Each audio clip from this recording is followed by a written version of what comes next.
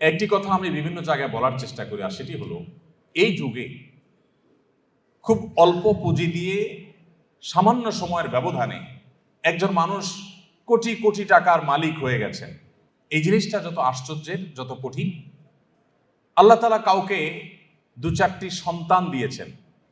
এই সন্তানগুলোকে সমাজে প্রচলিত যে আগুনের আঁচ চতুর্দিক থেকে আমরা দেখতে পাচ্ছি, সেগুলো থেকে বাঁচিয়ে, সেগুলো থেকে রক্ষা করে, হেফাজত করে মানুষের মধ্যে মানুষ হিসাবে, নিজের কাঙ্ক্ষিত সন্তান হিসাবে গড়ে তোলা, এটা তার চাইতে বেশি কঠিন এবং চ্যালেঞ্জিং।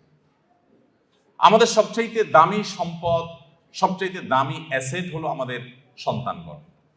আমরা যে সমস্ত সম্পত্তি গড়ে তুলি, জমি জমা, টাকা পয়সা, সেগুলো সব আমাদের এই সম্পদের জন্য, অর্থাৎ সন্তানদের জন্যই আমরা করি। অতএব তারাই হলো আমাদের সবচেয়ে মূল্যবান সম্পদ। এই সন্তানদেরকে আপনি যদি হাফেজ কোরআন, আলেমে দ্বীন, আল্লাহ ভীরু, মুত্তাকি, পরহেজগার এবং ভালো মানুষ হিসাবে গড়ে তুলতে চান, তাহলে কয়েকটি বিষয় আপনাকে লক্ষ্য রাখতে হবে। নাম্বার 1, আপনার সন্তানকে ভালো মানুষ হিসাবে গড়ে তুলবার টার্গেট করতে হবে। সে স্কুলে পড়ুক কিংবা মাদ্রাসায় পড়ুক, আপনার টার্গেট হতে হবে, লক্ষ্য হতে হবে যে আমার সন্তানকে আমি মানুষের মতো মানুষ হিসাবে গড়ে তুলব। সে সৎ মানুষ হবে, আর কিছু হোক বা না হোক।